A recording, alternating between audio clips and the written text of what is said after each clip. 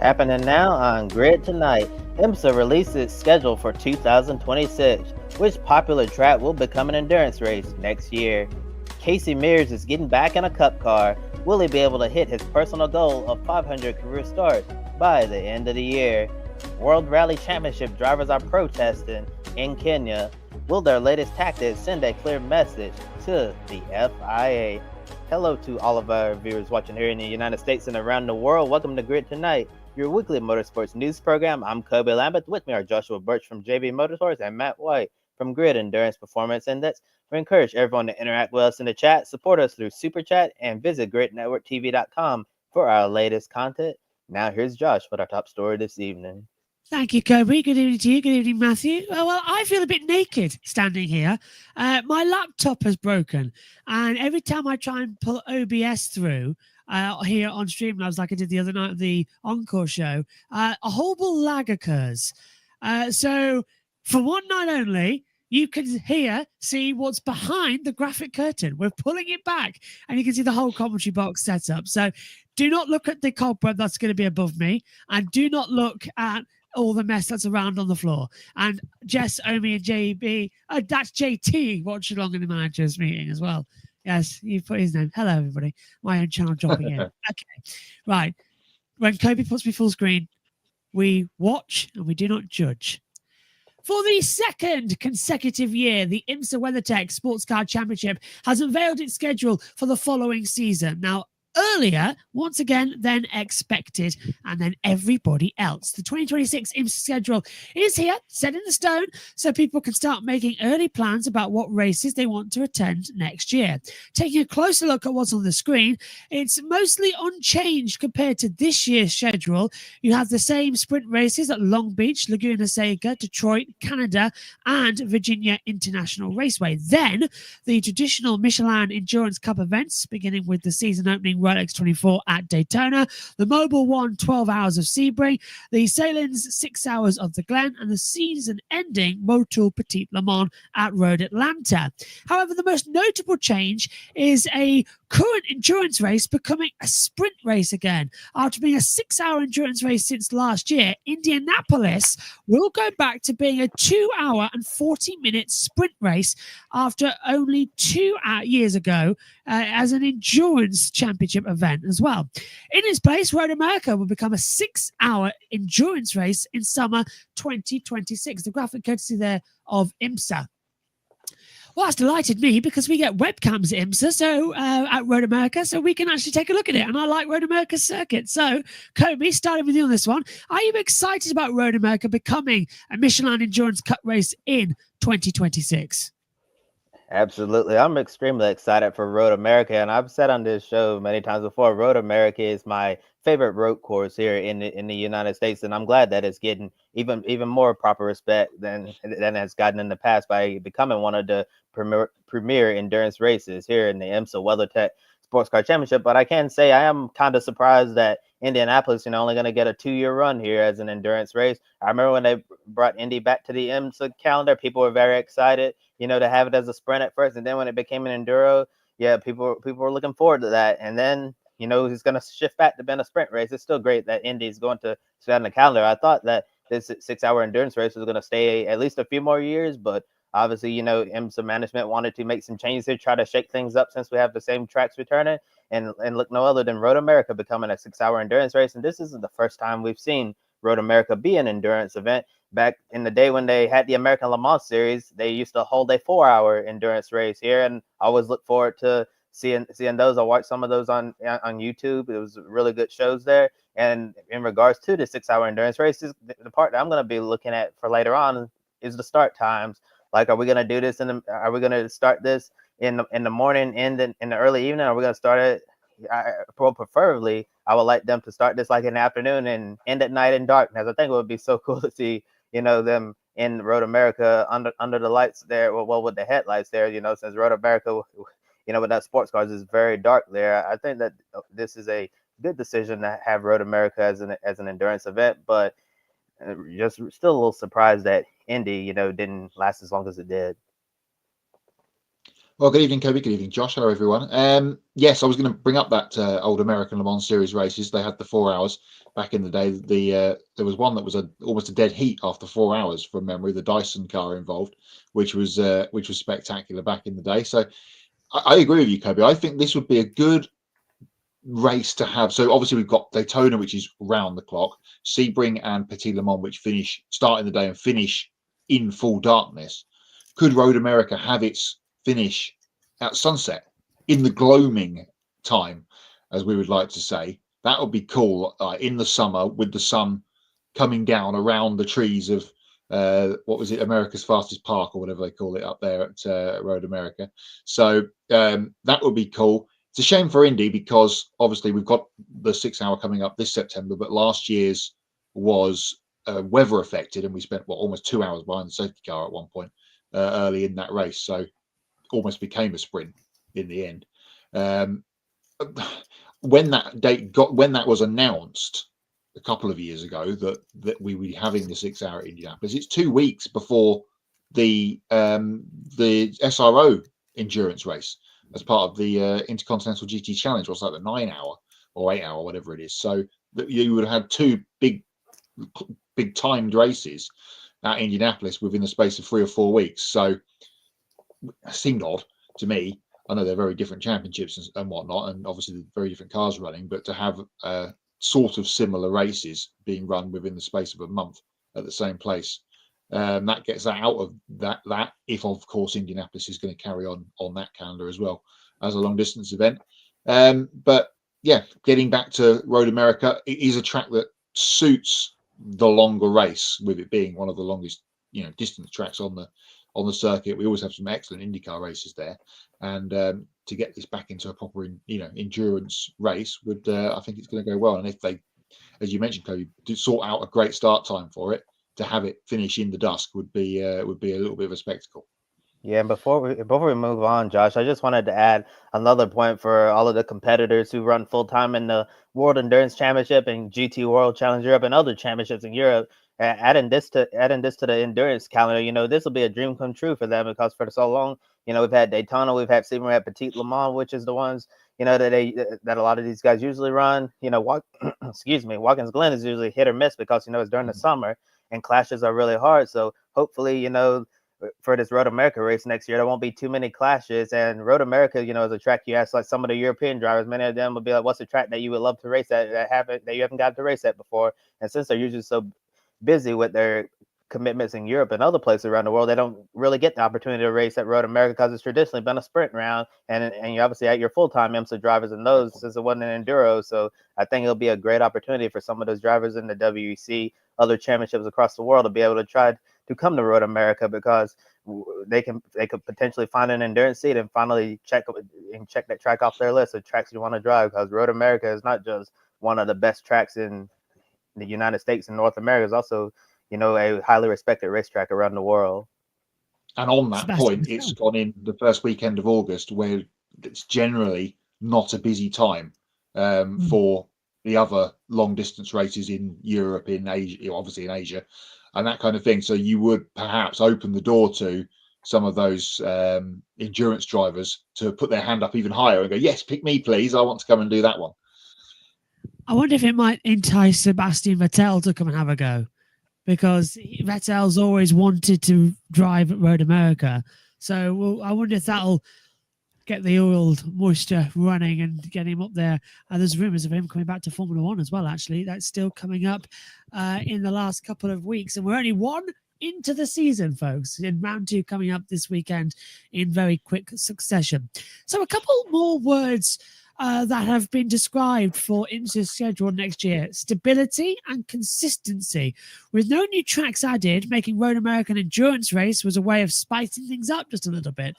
However, there may come a point in the future where the current tracks get a little stale, and fans may want to see IMSA visiting tracks not currently on the schedule, like former tracks such as Lime Rock, COTA, Mid-Ohio, or other road courses in North America.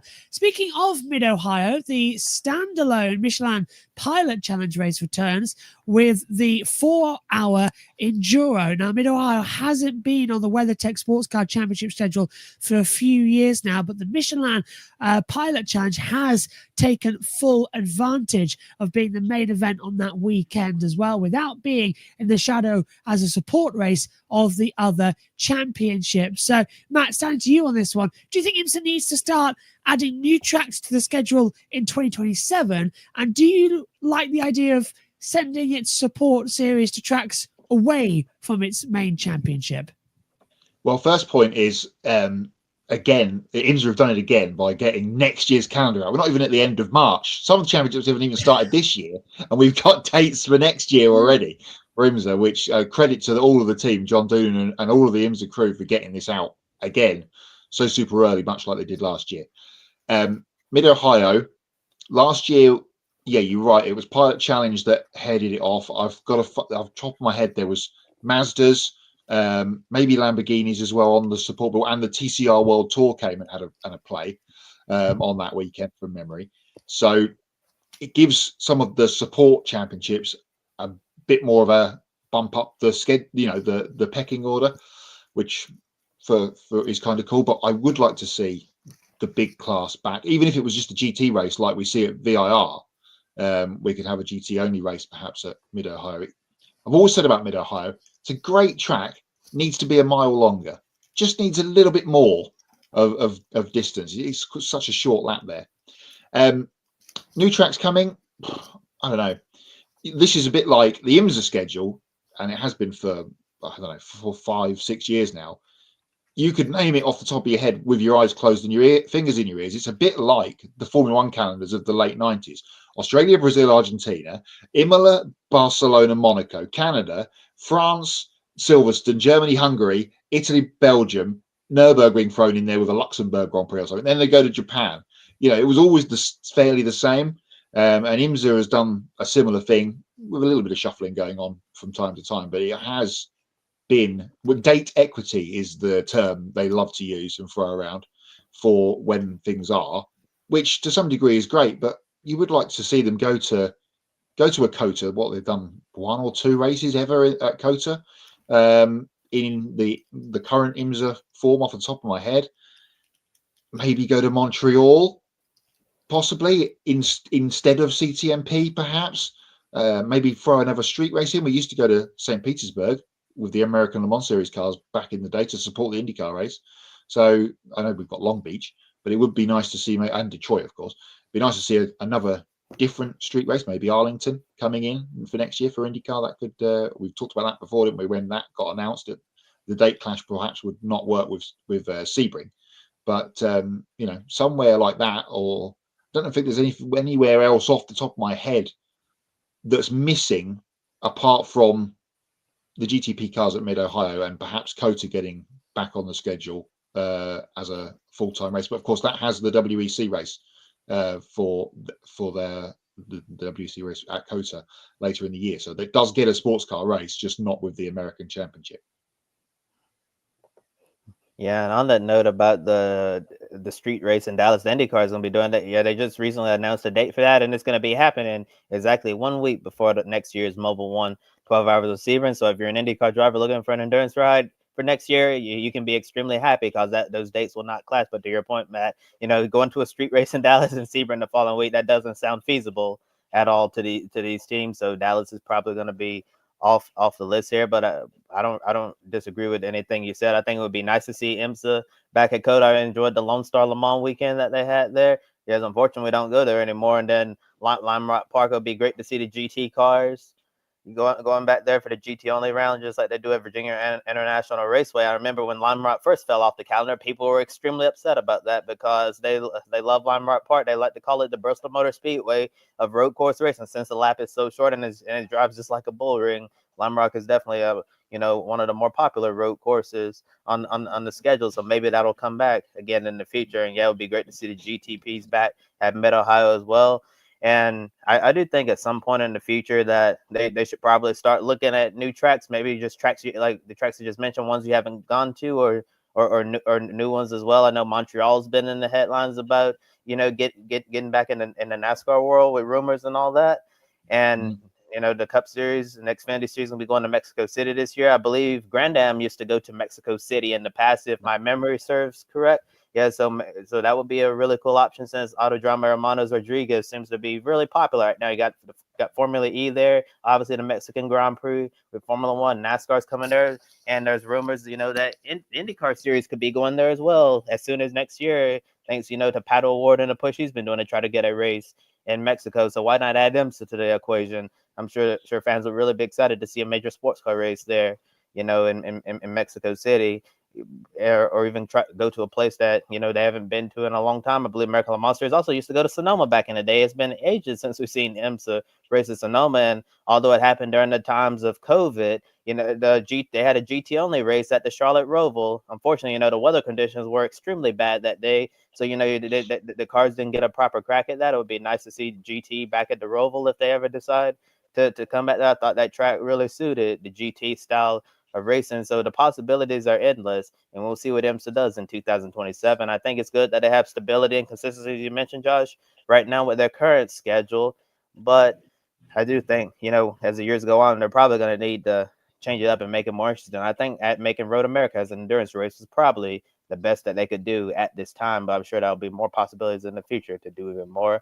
And Adam Limmery says you like to see IMSA go back to New Orleans and run around the Superdome like they did back in the day, maybe San Antonio as well. Yeah, there are quite a few cities, that have been in the rumor mill about wanting to host a street race of any type. And then JT says that you just looked, it was TCR World Tour VP Sports Car Challenge. Speaking of VP Sports Car Challenge, they were on the support bill during the NASCAR weekend at COTA just a few weeks ago. And he also mentioned Mustang Challenge, the Mazda MX-5s alongside the Pilot Challenge last year. And then Adam says that IMSA ran at Lime Rock Park on Memorial Day weekend back in the day. Oh yeah, I do remember that, Adam. It was the day after Monaco, Indy, and the Coca-Cola 600. So when we had the day off on that Monday, you could sit back and watch, believe it was the Grand Am Roulette Sports Car Series at the time when they'd race on that Monday there. And then also JT says that you might need to create the 2026 mega chart already and get ahead on things. JT, I've already got mine going. Yeah, I've started mine. Don't you worry about that. As soon as that calendar drops, straight onto Word, added all the rest of the 26, the weekends in, got that straight away. I'm just looking back at my other extremely big file. COTA IMSA race. It happened file. There's a file. COTA IMSA, the first 4 years after the reformation of it all, they went to COTA for 4 years, but they haven't been since. And you're right, Kobe. Mexico used to have the Grand Am race, which would dovetail with the Busch Series. When the Busch Series would go there, that would be the double header. It would be Busch Series, NASCAR, and Grand Am at Mexico. I feel fat in this year. My goodness me! Just looking at it with the camera angle, it looks like I've got a big stomach on. Dear me, this is not flattering at all. I need to go check like Kobe's got. That's very flattering on me. Pure green is not. Okay, yeah, that 2026 chart, JT, get on it. You know where we need to start for next year already. Although I must say, love IMSA. Great race we had at the weekend as well for the Sebring 12 hour. And great job to JT, who actually sat there and produced it all. And great job as well on the wrap-up and pre-show, guys, as always. You did fantastic. On to our second story then of the evening. For the first time since the 2019 Daytona 500, Casey Mears is making his return to the NASCAR Cup Series. Now, Mears will make his return to NASCAR next weekend at Martinsville Speedway, driving the number 66 Ford for Garage 66. Now, Hitchco will sponsor the car as Mears is set to make his 490th Cup start in the Cup Series. Now, in the past, Mears has expressed interest in getting back in a Cup car to chase the milestone of starting 500 races in NASCAR's Premier Series. If Mears eventually gets to start his 500th career race, he will become the 48th driver in Cup Series history to accomplish this. Mears said he is excited to be back in a race car at one of his favorite tracks, Martinsville, and looks forward to checking each box on the road to 500. The graphic courtesy there of Garage 66. Well, Matt, there's only one thing I've got to say. get your kicks on Route 66. It's fantastic, isn't it? Are you looking forward to following Casey Mears' journey back to the Cup Series and see if he can reach 500 career starts as well? And I'm more concerned about his shirt instead of the state of the comms box background. Ignore the background. You usually only see up to the flags. It's the fact we've had the wide angle on, which is why you can see my notes down here from Melbourne. So these are the F3, F2, and F1 notes from Melbourne I have in my hands. So this is all the car changes. This is the map that Omi gave us, and then the F3 preview. So that's what's over here. My Melbourne notes. What you can't see is behind is the entire mess, including a vacuum cleaner. So yes, be thankful there's a flag. Matt. Casey Mears, 500 starts. Am I excited? Yeah. Okay, yeah, cool. But he's going to be running around in not so fine equipment at the back end of the field, and he's going to be multiple laps down, especially at Martinsville. As I said before we went on the air, if this is the biggest NASCAR story of the week, we're onto a good thing, because we're not talking about penalties or conjecture or confusion in race control. We'll have some knots in a little while about NASCAR's coverage from the weekend, but if this is the biggest story, then great. Well done to him. 500 starts is not a small number, is it? So yeah, if he can achieve the goal, and if he's trying to get it in before the end of the year, then he's obviously got plenty of time. Again, not sure why Casey Mears has to go to a short track to get approval for the big stuff. Talked a little bit about that last week with the Catherine Legg situation. But yeah, more power to the elbow of Casey Mears, and let's hope that he does get there, and it'll be a little bit of a shame if he tries to get, he's on 499 and somewhere he doesn't qualify, and then he gets knocked out for whatever reason.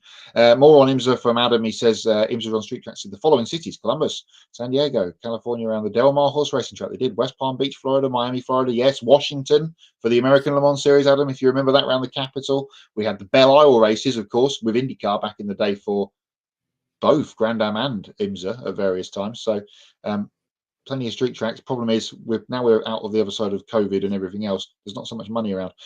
27 career Martinsville starts for Mears with one single lap led. Matthew Owens, pretty much summing up what I said at the beginning. Yeah. I love how he just knows that straight away. That's how much of an oracle he really is, Matthew Owens, as well. Hopefully you're feeling better too, Matthew, as well. You had to step away during the F1 coverage as well for family matters, and himself getting sick. Stay strong, my friend, as well. So we all know that with Mears being in a Garage 66 car, he won't be in a position to be super competitive at Martinsville, given how underfunded the team is. But Carl Long's operation works hard to make the most of the equipment that they have. Remember, during the Daytona duel last month, Chandler Smith had the number 66 Ford running up front with a Rushy Yates engine under the hood before crashing out of the race. But 2 years ago, Mears attended a preseason test as a guest of Legacy Motor Club, the team owned by his former teammate and longtime friend Jimmy Johnson, which led to some speculation about Mears putting together an 11-race schedule to reach his goal. The link to this article is in the video description below. If you were in Mears' shoes on this quest, would you try to do all these races with Garage 66 just to check off race starts, or look at other teams who might offer an opportunity to be more competitive? Yeah, you'd have the phone on speed dial, wouldn't you? Who have you got? Is it open for Bristol, Dover, Kansas? Is your, what if he gets approval or whatever, which is by the by? Is the car free? Good, I'm on my way. Let me just start. Let me get a notch on for a start for Casey. Maybe if they get to run, maybe that would then bring them forward, perhaps with a very experienced driver behind the wheel. But yeah, I think if the goal is just to start the races, which by all intents and purposes it seems to be, then you get in whatever car is available to you that's of some kind of competitive nature.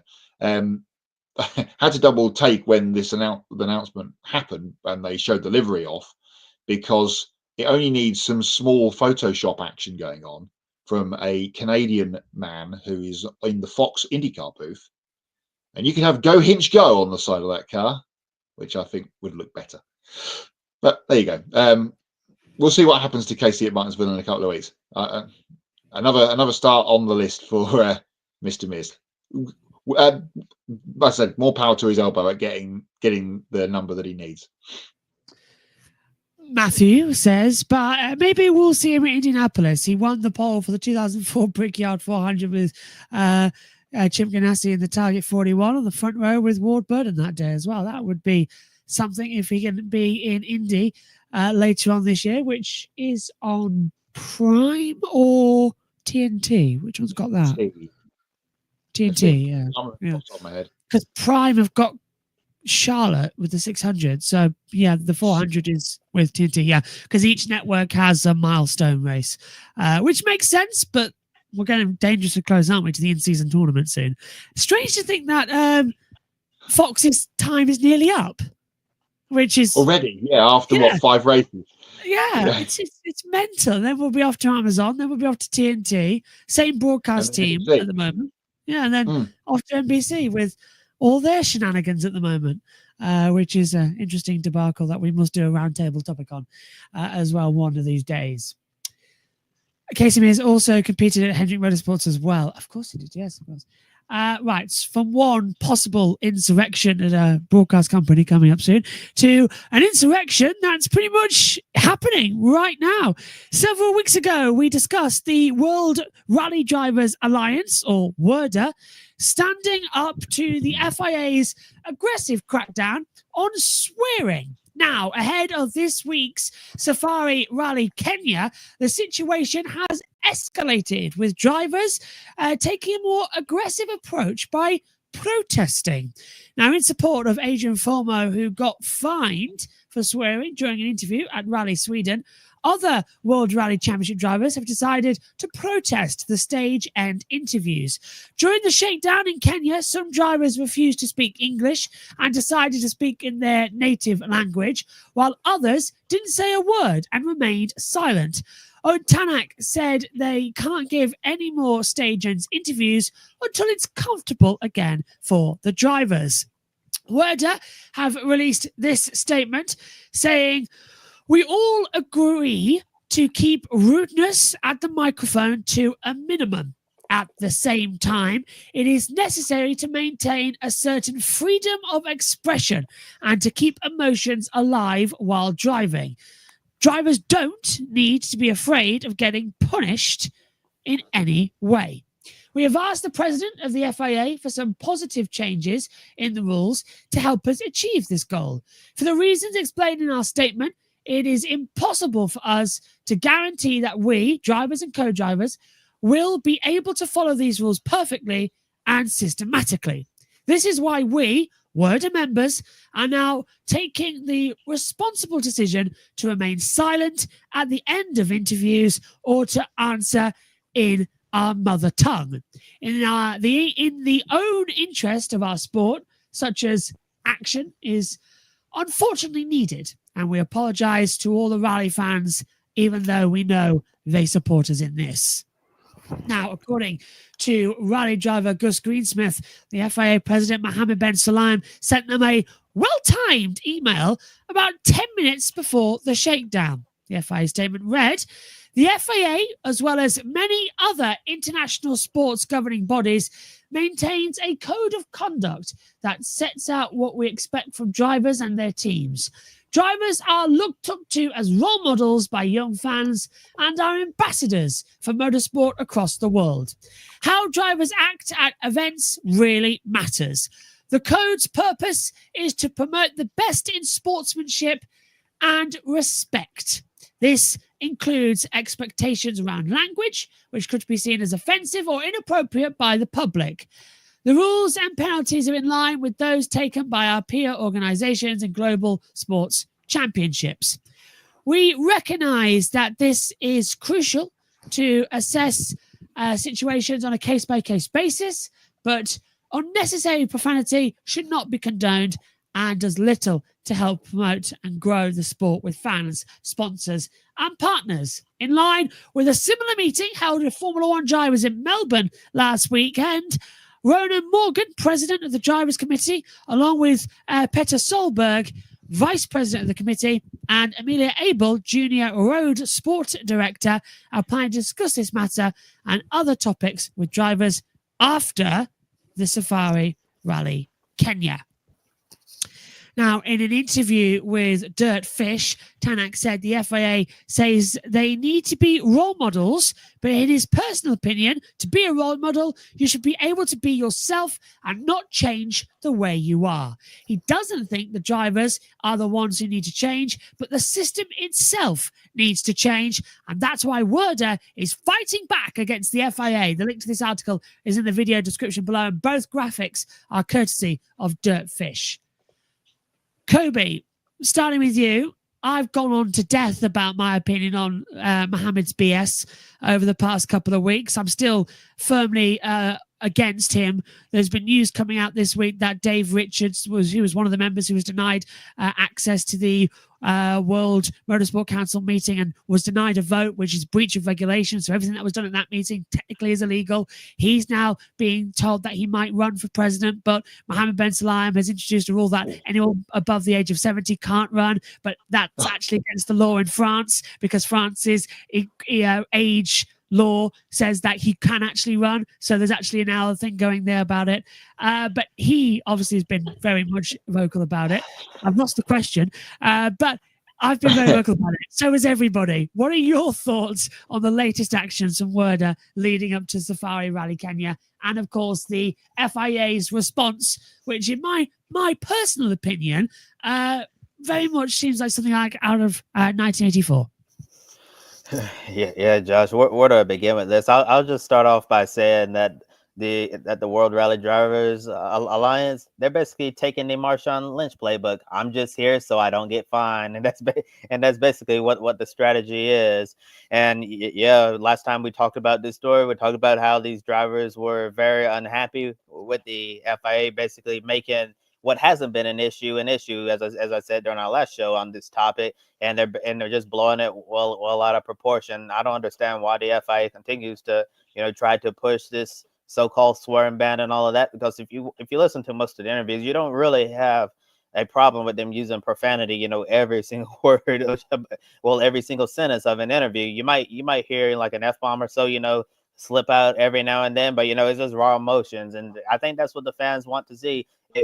Like I've said in the past, if these drivers were just cussing like a sailor, every single sentence, every breath, then that might be an issue. But if it's something that happens like every once in a while, I don't think that's a big deal at all.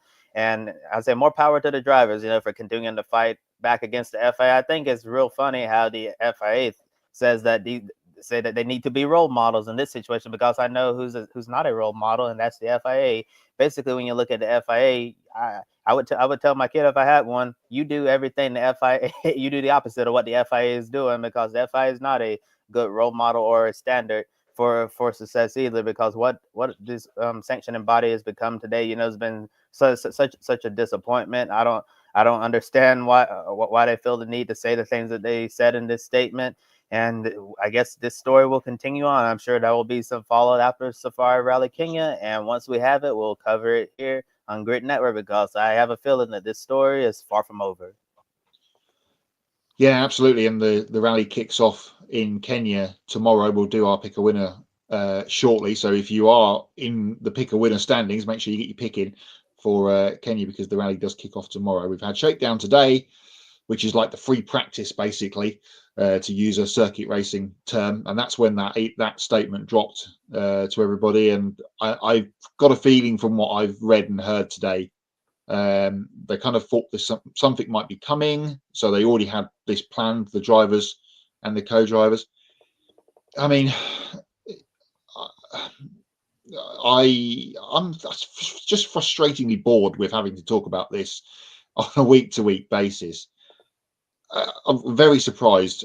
As I said, we said a few weeks ago, the whole Melbourne's coming up, it's all going to explode. And unfortunately, that for some, well, unfortunately or fortunately, whatever way you look at it, it was quite a quiet weekend on the FIA front.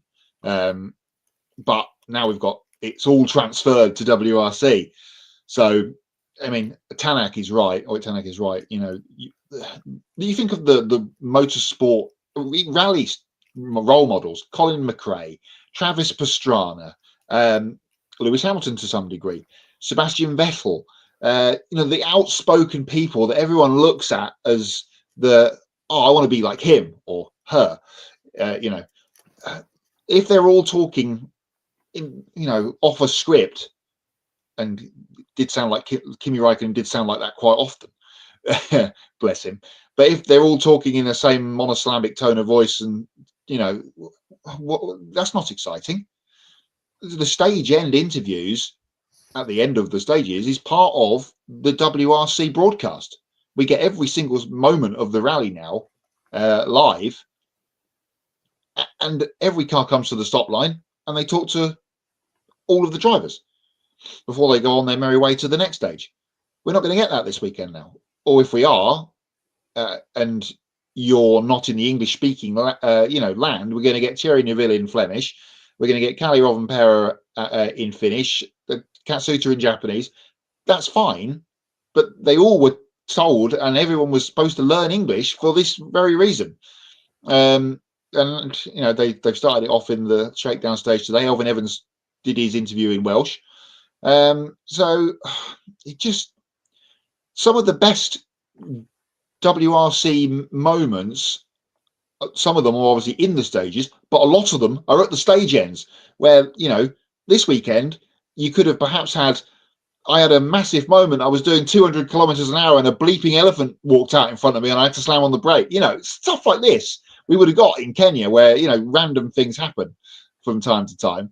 But now we're going to get absolutely nothing. No doors being opened at the end of stages to see what the drivers have been up to. It's just going to be a pretty boring show. And if they do get together on, I guess, Sunday afternoon, once quite literally the dust has settled on the rally, maybe we can get some more forward thinking on this and not this completely backwards thinking that we're going down the trail of at the moment. Yeah, Matt, I said before you jump in, Josh, I just wanted to add, so what you said, Matt, like what the drivers are doing, I totally understand why they're doing this, and I said, yeah, I understand it, and I respect what they're doing and all that, but at the end of the day, like you said, at the stage end interviews, besides the great moments we see during the rallies, this is one of the most exciting parts where you can see the raw emotion when they get out of the car and talk about how they were feeling. So now, well, if this continues, throughout the end of the Kenya rally, which it looks like it will, or if it spills into future rally events in the coming weeks and months ahead, that's just going to hurt the overall product of World Rally Championship, and that's something that that we don't want to see. But the drivers are taking their hard stance, and they're trying to see what the FIA is going to do. Cause I'm sure the FIA doesn't want to see the overall product hurt in a way like this, where we're the only ones who are going to be enjoying the interviews for the drivers who do choose to speak, be people who understand that language, and also delays coverage as well, because if we're covering World Rally Championship, we don't understand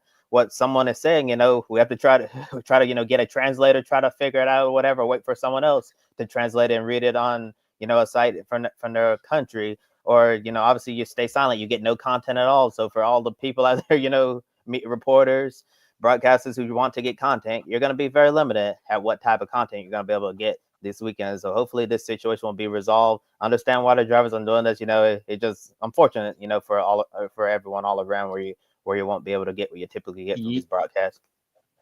Yeah, I guess we're probably still going to get the service park interviews like at lunchtime and at the end of the day. I guess that's still going to happen, but that's not an instant reaction to something that's happened. We're not going to have Molly Pettit open the door and go, what happened to your rear wing? And the driver go, I don't know what happened to my rear wing. I've got no idea, because that's happened multiple times in the last couple of years that I can remember off the top of my head. Oh, you had a big moment in there? And they're like, did I? It didn't feel like a big moment to me.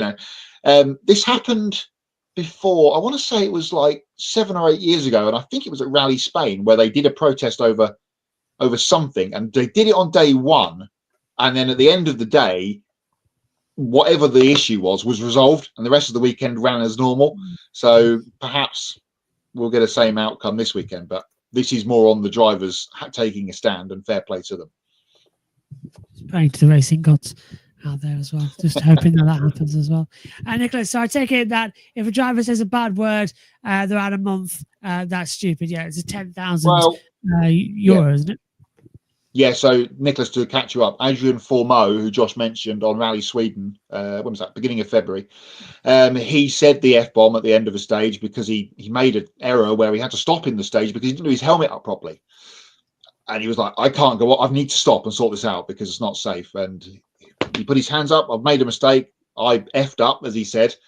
And now he's effed up even more because he's got 10K to pay. This is off the back of all of the stuff that happened in F1 at the end of last year. So it's rolling around in all of the FIA championships, unfortunately, at the moment. And yeah, it's now, as we talked about the other week when this came up with the WoRDA stuff, it's now the WRC's chance to take a stand against it. Honestly, just let the driver say what they want. Took the words right out of my mouth, Nicholas. Absolutely. MBS is clueless and the FIA is beyond crazy. Well, I'm wearing green for St. Paddy's Day. That was over the weekend. Maybe we should all start speaking Irish. Are you ready for this as well? Oh, Whale. no, let's... Yeah, have you seen that? Friends... You know where I was going with that? Yeah. Oh, but we can say it. It's like in The Good Place. Drivers need to start talking like it's The Good Place with the instead of the S word, you can say like shirt and things like that, and like fork instead. Like what you hear with Gunther Steiner. Gunther Steiner, he had it all along, didn't he? He was swearing by saying it all along. He had the right idea. But no, honestly. Go on, what are you going to say? Something there, Kobe? Oh, I would say, or I'm mucked up here. Yes, yeah. Just okay. honestly, I can't. Just get rid of Mohammed Ben Salam. Come on, Susie Wolf, Dave Richards, and whoever else wants to take him on, hit this man out of office very quickly. Absolutely, I would be in favour of David Richards and Susie as the vice. That would absolutely work tremendously well. They would get shirt done. Shirt done. Would get done. Absolutely right. That should be their slogan. Getting shirt done. That's what it should be. Get rid of MBS. Mohammed's BS we've had enough. Go. Goodbye. And my response to this is that the drivers have got the right thing. Get rid of him. MFI AGA. Make the FIA great again. That's the only one I would get behind, to be fair. Would be that. But we're going to hand over to you now, Matt. But my solidarity with the WEC driver, with the WoRDA WRC. Association. Mic drop. Thank you, Josh. Let's wrap you up with what happened in the latest round of the Grid Network Endurance Performance Index, which was the Sebring 12 Hours on Saturday in Florida, won by Porsche, Lawrence Vanfour, Felipe Nasr, and Nick Tandy. Backing up their win after the victory at Daytona for the 24 hours. It's yet another crown jewel race for the Mr. Tandy. They get the victory there. So you can pretty much pencil in Felipe and Nick to be leading the Grid EPI when we unveil the first top 10 of the year at the beginning of April, because they've got a maximum score from the two races they've been in. They've won both of them, and they've got bonuses because they've been long races. So we'll catch you up with that once we get to April. So those two and Lawrence Vanfour, the winners for Porsche Penske Motorsport. In LMP2, Euro Interpol got the victory. Last year's champions in LMP2 getting the win. They finished 11th overall. Tom Dillman, Bijoy Garg, and Jeremy Clark, the drivers aboard the number 43 car there for Euro Interpol. In GTD, the pro category, we talked about AO Motorsport on the show last week. There is Rexy. They got the victory in GTD Pro with Lauren Heinrich, Klaus Bachler, and Alessio Picariello aboard the Dinosaur. 20th place finish overall for them. And in the GTD category, doubling up after winning this race last year, Winwood Racing getting the win for Mercedes AMG, Russell Ward, Philip Ellis, and Indy Doncher getting the victory there for the Winwood Racing team. This weekend in the EPI, two races starting to ramp up now because we've had one race every kind of week from the beginning of the year to now with a couple of breaks. Now it starts to ramp up. Two races this weekend. It's the first race of the Nürburgring Langstrecke Series on Saturday afternoon. We've had a flurry of announcements this week about who's driving what and with who, which is very exciting. That's on Saturday, and it's the Mugello 12 Hours, the first round for the Creventic 24-hour series in Europe for the season. So I'll give you the updated results on both of those in this slot next week. And as I said, the first score for the Grid EPI will come out on our first show in April, which is only a couple of weeks away. Now time to hand over to Kobe. A couple more headlines from the week before we get to pick a winner and Hots and Knots. Thanks, Matt. Time for some more motorsports news from around the world. Rahal Letterman Lanigan Racing announced that Toby Sowery will become a reserve and development driver for the team's NTT IndyCar Series program. Sowery will also serve as an R&D development driver on Honda's Driver in the Loop simulator, providing feedback to the team's engineering department about hybrid deployment strategies on the simulator and feedback from the DIL in regards to the team's vehicle models. Last season, Sowery made 3 IndyCar starts with Del Quinn Racing and had a best finish of 13th place at Mid-Ohio. Despite signing Sowery, a team spokesperson confirmed to Nathan Brown from the Indy Star that Yuri Vips is still with the team as a reserve driver. In a statement, Sowery said the opportunity to join RLL allows him to expand and build on his IndyCar debut last year while contributing directly to the team's continued growth and success. Photo courtesy of Rahal Letterman Lanigan Racing. Toyota unveiled its new Camry body that will compete this season in the Trans Am Series TA2 division, debuting this weekend at Michelin Raceway, Road Atlanta. For the past several months, TRD has worked closely with 5-star race car bodies on the design, development, and production of the new Camry. Toyota will enter 2 Camrys at Road Atlanta, fielded by Nitro Motorsports. Tyler Gonzalez will drive the number 10 Mobil 1 Camry, and Thomas Annunziata will drive the number 90 Toyota Gazoo Racing Camry. Jack Irvin, general manager of TRD USA, said they continue to see the value of the TA2 series because their development drivers are able to get quality reps on iconic road courses across the country. Graphic courtesy of Trans Am. Joe Gibbs Racing found a new primary sponsor for Denny Hamlin in the NASCAR Cup Series. Progressive Insurance will sponsor Hamlin's number 11 Toyota for 18 races and will be featured as a full season associate partner. We'll see Progressive on board as a primary sponsor starting this weekend at Homestead. Then the other appearances will be at Martinsville, Bristol, Talladega, Texas, Kansas, North Wilkesboro, Nashville, Pocono, Chicago, Dover, Indianapolis, Watkins Glen, Richmond, Gateway, New Hampshire, Charlotte Roval, and the season finale at Phoenix. Hamlin said this is a huge deal for his number 11 team and thinks he's deciding to team up with a brand like Progressive because they're so innovative with their marketing and the different ways you see them activate. Graphic courtesy of Joe Gibbs Racing. And that's all of our headlines for the week. So I'll toss it back over to Matt for everyone's favorite game, Pick a Winner. Thank you, Kobe. It is a 5-point pick a winner weekend this coming weekend. After our sort of bonus bonanza points weekend last weekend, we've got 5 to go for this weekend. Let me run you through the full list quickly. WRC we're going to do in a second, as we've talked about for Rally Kenya. It is a double header in Shanghai for Formula 1 because it's a sprint weekend, so there's 2 points available there. IndyCar at Thermal on Sunday and the NASCAR Cup Series at Homestead. Get your picks in using the hashtag pick a winner on all of the Grid Network TV social media. We are going to do our picks now for the sprint race at Shanghai. And I get to go first, and being the point leader, I suppose that's only fair. I am going to go for Max Verstappen to get back on the horse this weekend and win the sprint in Shanghai. Who are you going with, Kobe? I think I'm going to stay with the guy who was standing on the top step of the podium in Australia. Going to continue to roll with Team McLaren and Lando Norris getting the sprint race victory in Shanghai. Who you got, Josh? How great is this that it's such a great season that we're all 3 going to say different names? I'm going to go with Oscar Piastri to win the sprint race. I think he's won 2 before and he goes well at Shanghai. He was enjoying it last year before some problems. But yeah, I think it's going to be Piastri for the sprint race here in Shanghai. Or obviously we can throw our picks away before the start of the race on Saturday, which is at like 3 a.m. UK time. I don't think I'll be getting up for that one. Josh, I'm sure you will be, but not for me. Thank you.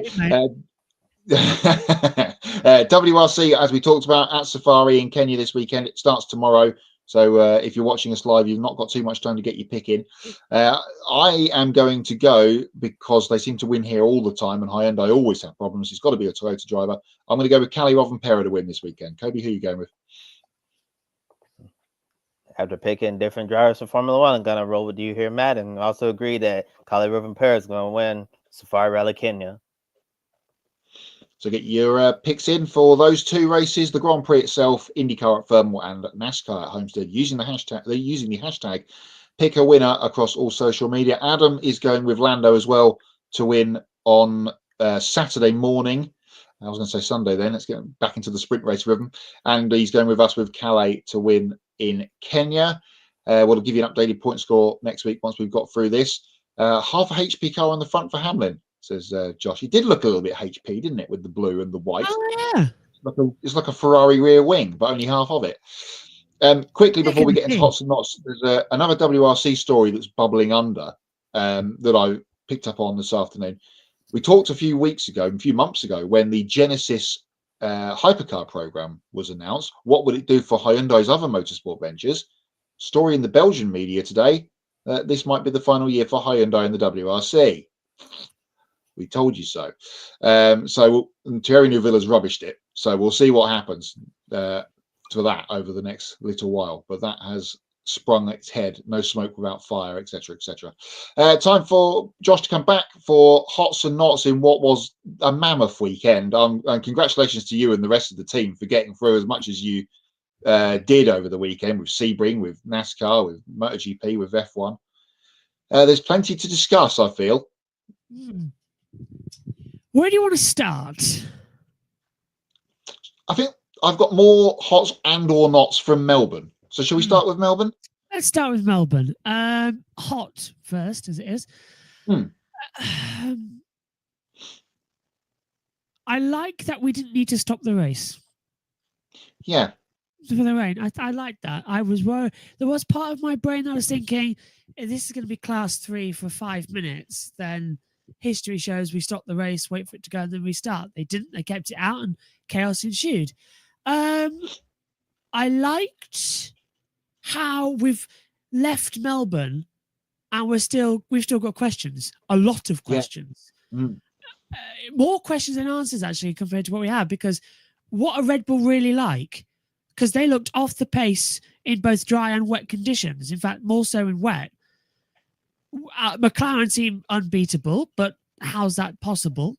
What's this DRS rear wing going to be? And what happened to Ferrari? We're looking so strong. The end of last year into pre-season. What's happened? And where did Williams come from? We're not much of an upgrade. How they've jumped up the order. And I've got more questions than answers. And that's good. But I think the whole point of Melbourne was supposed to kick launch F1 brilliantly, and it's sort of gone a bit up and down. But I like that in such an unpredictable year, it is unpredictable. You know what I mean? That's what I like about it. Yeah, it's good. It's going to be, I guess it's a bit of an outlier, isn't it? The track at Albert Park, and then we had the weather thrown in as well.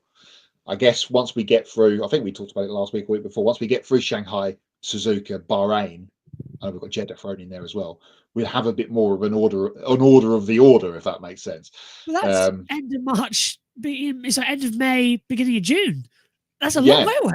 Once we get through Miami and then we're back to Europe, that's a good quarter of the season. I'm guessing that's JT. IMSA racing the BTS production for JT is his hot.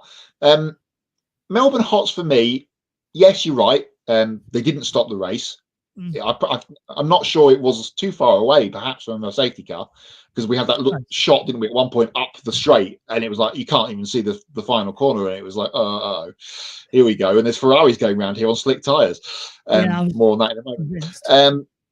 My hots from the race were Antonelli, after his qualifying mistake, and then a spin in the race to come through the fourth. That was tremendous.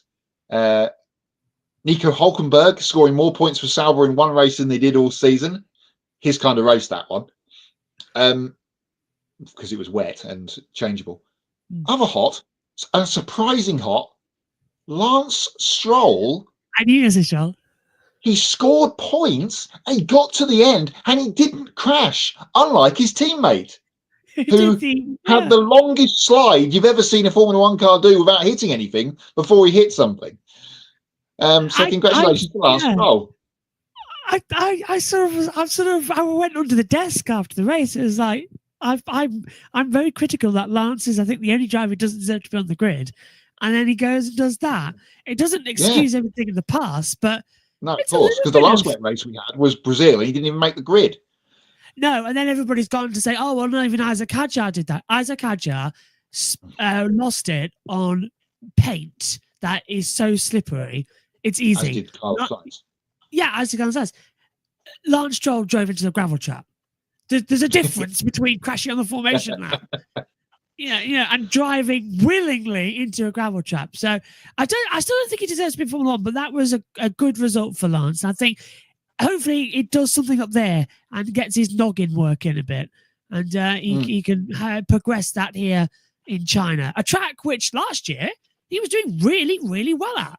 So I was in commentary in the sprint and the Grand Prix. I was surprised about how much I was praising Lance Stroll. So I'm hopeful he keeps that going this weekend. Stroll, fair play to Jess. Another hot. No, really. Oh yeah, Alex Jake's watching F2 the paddock. Yeah, I haven't seen the F2 yet, so didn't see that. Yeah, F2 and F3 getting red flag. That's a knot that we can get into in a second with that rain. Another hot though, I must point out. Stunning supercars, wasn't it? The races that we actually got to happen.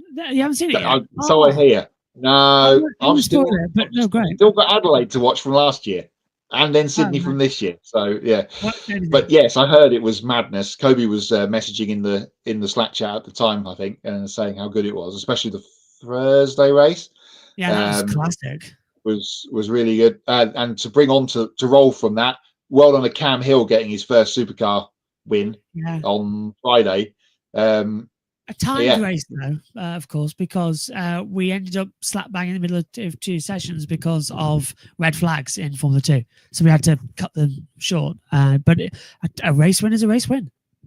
Well, they're talking yet again. This is a potential future hot.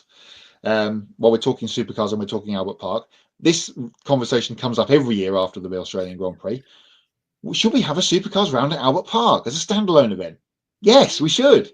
Because the racing around there is tremendous. If you make it longer, expand all the strategies, and then you can have Porsches and touring car masters and utes and things come to play. Have it the weekend before the Grand Prix. Yeah. Once the circuit's all built, job's a dream. I'm going to say, well done, Melbourne. I said this in the commentary, but well done, Melbourne. They've turned a circuit which was great for old F1 cars that really struggled in the new era, and they've made it into a wonderful circuit. And it's now fast flowing and a challenge. And it's a Ron Walker. It's a great place for the race. He was completely right, the late great Ron Walker. So I really enjoyed it. It was a good weekend. Do you want me to lead into knots now for F1? Well, my other hot, and Adam's got it on the screen, which I had, was my list, was Hulkenberg, Antonelli, Josh Berry, Cam Hill, Lance Stroll, Cam Hill, and Josh Berry getting his first win at Las Vegas. And I'll roll a line out now that I should have rolled out on Sunday while we were doing the commentary. It's March Madness, and Josh Berry has busted everyone's bracket by winning the race. Because I don't think anyone saw that coming, and it was a tremendous drive, especially in the late laps. Also, another hot, Josh Berry related hot, his paint scheme for this week at Homestead is absolutely chef's kiss. It is magnificent. Dex Imaging on board with the 21 car this week. It looks fabulous. Probably the paint scheme of the year so far. I thought it was a really good race at Las Vegas on Sunday, apart from all the wheels falling off from various people. But yeah, well done to Josh Berry getting his first Cup win. I have to take a look because I'm on Xfinity this weekend, not Cup. You guys are on Cup, so I'll keep an eye out on my other monitor. I will actually just say another interesting hot. This was the first race of the season where Christopher Bell didn't win a stage, picked up no victory across all of them because he's won a stage in every single race so far this year. Or a win. So very good for him. Argentina MotoGP. Jake Dixon hot. Dixon winning in Moto 2.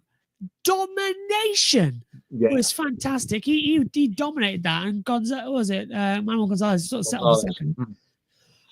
Moto 3 was energetic as always. 5 in a hunt at the end. That was great. But MotoGP's hot. Marc Marquez. He just has to remain a hot, doesn't he? He is really back in it, and it's becoming the Marquez Cup. And Javier doesn't know which way to look in the pen because my boy, I'm so proud. My boy, I'm so proud. It's like, give us a hug. He doesn't know where to look, does he? Javier Marquez is just literally just standing there wanting to go in a group hug. So I feel sorry for him, but it's so brilliant. And Mark, we'll get on to not with that later. I'll wait. I'll circle back to Mark and Alex. Yeah, we'll circle back to not. One of our MotoGP related hot is Johan Zarco on the Honda. What a weekend he had! One of his best tracks. He just looked odd standing next to the Marquez brothers.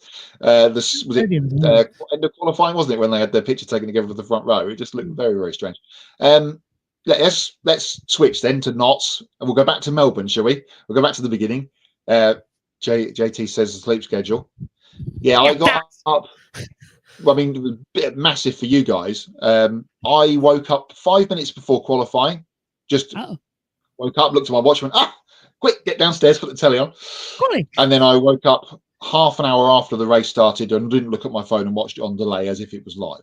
Oh, hang on. You could have just watched it live. We wanted to delay for half an hour after Hadjar crashed. Well, true. And that's a knot, isn't it? And I will hold my hands up now. My 3 bets for the weekend were George Russell to get on the podium. Did get that one. Piastri to win the race and Hadjar to score points. And I'm sorry, the commentator's curse has struck again. He didn't even make the start, which is just terrible. And on the same vein of Fred, not Helmut Marko. Oh, God, get rid of that man. He's had a cry. It's so embarrassing. No, he's worked his whole life to get to that position. And the first opportunity he gets, he made a big muck up at the beginning of the race. I'm sorry, but I've got video footage of Helmut Marko crying. So, yeah, because he cried. He would probably say that, you know, Jochen Rindt wouldn't have ever have done that, of course. But I've got footage of Helmut crying in the Sky F1 documentary about Jochen Rindt. So, bullshit. Up on Kobe's commented chat in the background here, for all the Helmut Markos in the world, be Anthony Hamilton. That was a tremendous piece of stuff. I'm going to say, can we introduce a golden hot? And just for this one, and a golden hot and awarded to Anthony Hamilton. That was the most humane thing I think I've ever seen in my life. That was so heartwarming and sweet. And I was stood there in the commentary box and I thought, yeah, that's Formula One. That's what it's about. Brotherhood, family, community. And I really like that he saw a young kid in trouble with the weight of the world on him, and he went down and he had a arm around him. It was fantastic. And coming from his hero's dad, it was beautiful. I was nearly crying in the comments box. I did too. So come for me, Marco. Let's go back to knots quickly. Let's hope, and this was gradual through the weekend, but it seemed to get a lot worse during the race, that whenever there isn't much happening in the race, we cut to a Lewis Hamilton onboard. Yeah. Stop it now, please. Every single time there wasn't anything happening at the front, we went back to see what Lewis was doing. I know it's a big story of the weekend, but I think I've already had enough. It was very hard, especially when he's running in 9th place. Yeah, and then they missed it when he had a spin and misidentified him with Charles Leclerc. Because it was both Ferraris had a spin in Australia, not just Leclerc. The back straight, yeah, because Leclerc went round, and then Hamilton went off the track as well, and they missed that one live on air, but we saw it on our tracker. A big knot was Formula One's direction and broadcast. They've got a new timing supplier back to Tag Heuer, the original. Yep. But it doesn't help that the timings blew halfway throughout the race. I'm surprised we didn't get a red flag for this, because if our systems are messed up, they must have had it messed up at the teams as well. The GPS tracker was 50 seconds behind what was happening on the track. Not ideal. And the timings, the intervals weren't working. We couldn't get the gaps, so we had no idea what was going on for until the safety car came out for Alonso, which they were able to then shut down and reset the settings. So for around about 15 laps, we had no idea what was going on. That was really hard to commentate with, because we had to look at the TV pictures and identify the cars. And this year, we haven't yet. They've changed what colour the T-cam is. So we're really having to pay attention, because the driver track is broken. So if we're on board, say with Alonso, and he's got Sonoda ahead of him, we'll look down, say, we're on board with Alonso. Oh, that's at turn 9. Who's at turn 9? So we're on board with Aston. So here's Alonso, driver ahead. There you go. That's how we use the driver tracker, just as a little cheat. so we can keep the commentary flowing. That bust, timing intervals bust, it was a nightmare. So that was a big knot. I've lost my train of thought about it. Yeah, so that was ridiculous with the timings. On a slight knot, and we're talking about timing.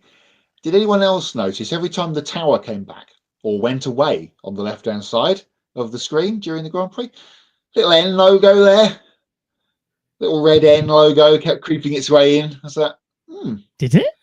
Only it came up with boom or whatever the noise is every time you go on a Netflix. Oh dear. Was I the only one to spot that? Yeah, whenever it came back or went away, because it's got the red edging to it now this year with the new style, there was an N. Like It looked like the Netflix logo. I was like, oh, okay, good stuff. But they've snapped that one in. They've snapped that in. The one thing I didn't like was the start lights. We've still got the beeps. They're fine. But when the lights go out, it used to be the lights go out quietly. Now there's a beep after the light go out. That caught me out in Australia. I was like, there was a beep. And I thought, but the light's gone out. Are we go? Are we not? And it took me by surprise for a split second. The sixth beep. Yeah. Sounds like a horrible. I see red lights. Yeah. I see red lights. I'm trying to think of another knot. I want to circle into MotoGP with a knot, actually. And okay, that is some of the media and some of the fans are saying that, Mark should let Alex win. No. Yeah. No. Alex is capable of beating Mark, but he can't yet. But I tell you now, when Alex beats Mark, it's going to be explosive because I know he can. So I'm sick of Mark playing these games as well, where he's dropping behind to save the tire temp. It's 2 races running now. Yeah, they're similar circuits, but get rid. Cota's, you can't do that to Cota. Cota's too technical, so we've got a bit more of a race next time out. Yeah, I'm not sure it was perhaps as obvious this week as it was in Thailand. And he had that big moment, didn't he, when he was behind? Actually, he's pushing on here. Yeah. And I think it was Gavin Emmett on the TNT coverage, either towards the end or after the checkered flag had thrown. They said he wants to beat everybody, and if he can't win, he'll want Alex to win, but he has to beat him as well. So maybe once the championship's wrapped up with 18 races still to go, because that's the way it's going to go, he might give his brother throw him a bone. But at this moment in time, he's his main championship challenger, so why would he let him win? Yeah, those went perfectly to another knot. What the hell's happened to Pecco Bagnaia? Yeah, true. It has proven my point from last year, isn't it? When I said that him and Hoyer, my team, were lucky with their championships. And I got a lot of stick for that. I'm standing by it because I said as soon as Marc Marquez on a competitive bike, he would show them up. Admittedly, we can't get Hoyer Martin's point of view on this, but with Pecco Bagnaia, it's kind of case in point now. 4 races in, 2 Grand Prix, 2 sprints. Mark has been beaten. And what's even more embarrassing is that Alex is beating Pecco. Yeah. I was listening to Simon Patterson on the Race Review podcast this week, and he said, we've got Cota next, which is next weekend, and then Qatar before we get back to Jerez. Then Pecco will come good once we get back to Europe. Well, that's 8 races if you include all the sprints that have already gone by the by. So he's already going to find himself way in a hole before he even gets going, because he doesn't go so well at Cota. Fell off there from the lead, didn't he, a couple of years ago? And Mark will win. And then he doesn't particularly go great at Qatar. So where Mark... And he doesn't go well at Jerez. He crashed in Jerez last year. True. Yeah. Well, so did everybody. Yeah, he crashed in the sprint. And then Martin crashed in the Grand Prix. And that's the only reason Pecco won, because Martin crashed in the Grand Prix. That's right. And so he doesn't go well there either. And after that, where are we? France. Mugello, probably? Or Le Mans, France, then Mugello. So he only really goes well at Mugello. So, I don't know. It's just, I think MotoGP is lackluster a bit, but next year it'll be a bit closer. We really are missing one Martin. Yeah, we are. And he's going to be out he's going to miss Cota next weekend, he announced over the weekend of Argentina. So we're not going to see Jorge back until at least Qatar. Another knot was Aprilia on a hole, because their only other rider in the race that could score points decided to chuck it at the first corner, Marco Bezzecchi. Almost took Fabio Quartararo with him, who was lucky to stay on. but that was a brain fade moment from Marco, frankly. My NASCAR related not quickly is towards the broadcast on Fox. There was one point where I think it was at the end of stage 2, where it was getting close at the front, and we randomly cut to a shot of the battle for 15th, which is not even for scoring stage points between two Penske cars. So what are we? If Ben was watching live, I'm sure he will probably remember this. There was just a random couple of minutes of Fox doing Fox things, but the big news is that their director has left to go and do Monday, or is leaving to go and do Monday Night Football with ESPN. So I don't know when that starts, but we may get, hopefully, some better stuff at Homestead this weekend if it's already going to happen. I'm going to look forward to that. So we'll see. But there was another Fox brain fade moment at the weekend. Yeah, what am I hearing about Mike Joy? I heard he's dropped a couple of things in the box at the moment. Is he okay? I don't know. That's the first I've heard of it. I heard it on a Twitter post that he was having some trouble that weekend, but hopefully he's okay. Mike Joy can live forever. He's got that mentality. Yeah, well, one of those, when you're doing your own call, you don't get to hear the TV call. Yeah. So, and again, as Matthew's watching, and he'll back me up on this, Fox employing pit lane reporters and then not using them to do pit lane reports. Another tremendous job. That's really frustrating me, because they're in the pit lane. I'm like, I'm throwing down. I'm like, well, no, that's just Kevin and Clint. Well, come on, get working, guys. Jamie Little, no wonder she went off to IndyCar for a bit. Yeah. Standing there twiddling his thumbs. And, right, also, big credit here. Well done to Fox for realising that Jamie doesn't work in the booths for ARCA and giving it to some other person to have a go. That's working. I like that. Yeah, that's working. And she has herself admitted that she's not great at ARCA, so she's just doing trucks. That works. It's good knowledge and no bitterness in the box.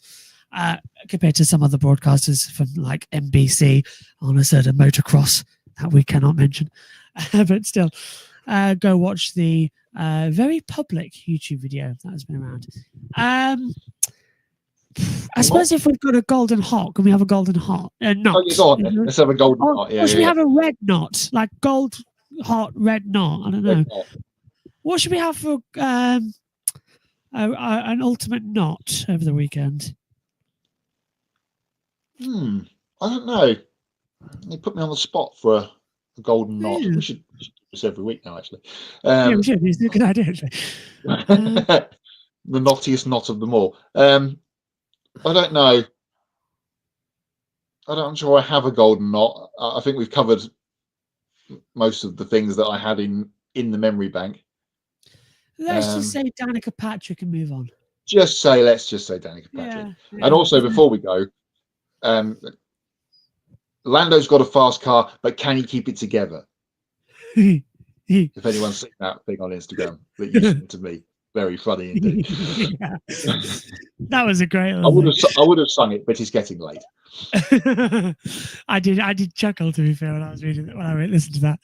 Right, taking a look at our upcoming schedule, we have a new Grid Live pre-race show format with NASCAR on Thursday nights and Saturday at noon Eastern. That will be for Formula One or IndyCar as well.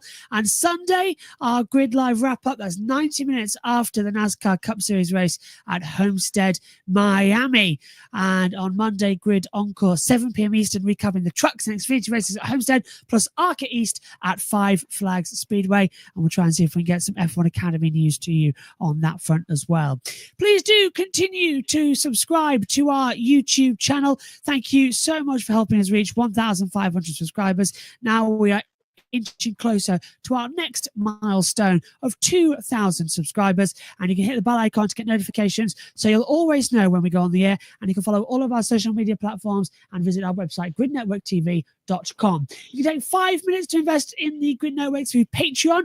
You can join Colin, Mark, Deshelle, Robin, David and Matthew, who invest each month in the Grid Network, and we encourage you to join these fine folks who help keep us on the air. And once we hit $500 per month, we can afford to send our team to the track more often and continue to grow our media outlet. Link to all of that is in the video description. And if you want to do a one-time donation, you can click on the Buy Me a Coffee link, get your name on the board, and invest as much as you want and consider buying a specific on-air personality or cup of coffee, and they will thank you on the air. You know, the amount of times I've read that, and I still get tongue-tied every now and then. It's going to be a cracker. Apologies for seeing the whole box and all the little secrets that we took out of shot. If anybody has ever watched an original comedy that was originally in 4.3 and then you've had it on Netflix and it's been put into 16.9, this is what you don't get to see at the side. So yeah, we'll be back next week. A new laptop's been ordered. That arrives tomorrow. I'm now in debt. It's all going well. So please do subscribe. It really will help. For Kobe Lambert and Matt White from Grid Endurance Performance Index, I'm Joshua Burge from JB Motorsports. Thank you for watching. We'll see you next time. Good night.